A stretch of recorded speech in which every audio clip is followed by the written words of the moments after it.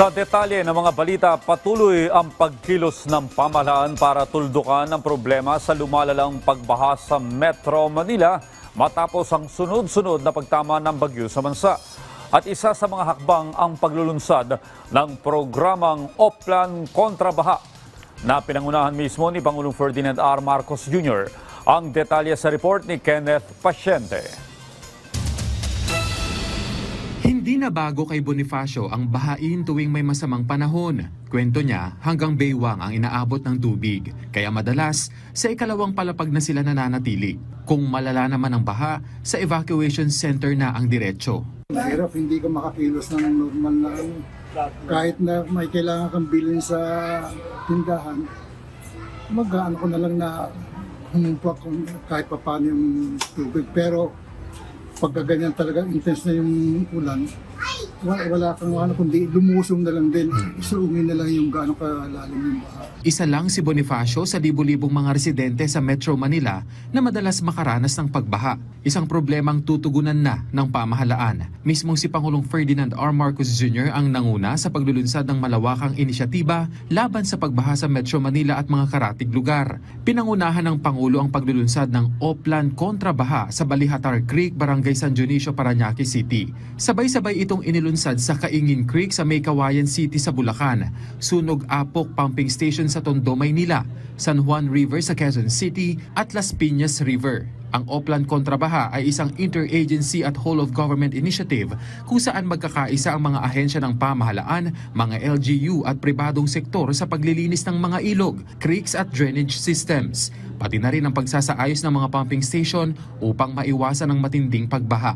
Kasama rito ang dredging, pag-aalis ng mga sagabal sa daluyan ng tubig tulad ng illegal structures at ang mas epektibong waste disposal at management.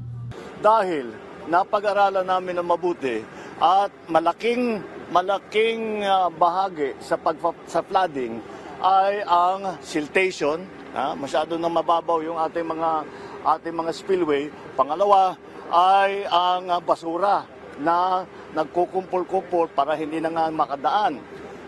So, ang una natin kailangan gawin ay linisin lahat ng estero, lahat ng mga spillway, lahat ng ganito upang maging mas malalim yung ating pagdadaanan ng tubig. Isa.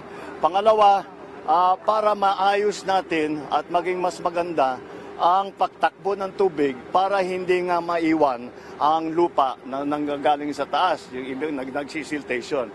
Saklaw ng Oplan Kontrabaha ang nasa 142.4 kilometers ng mga ilog, creek at estero, gayon din ang 333.15 kilometers ng mga drainage system sa Metro Manila.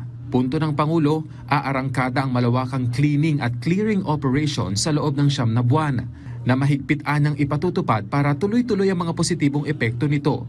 Ngunit, even after that 9 months, ay patuloy lang, regular na ang paglinis, pagdesiltation, paglinis ng basura.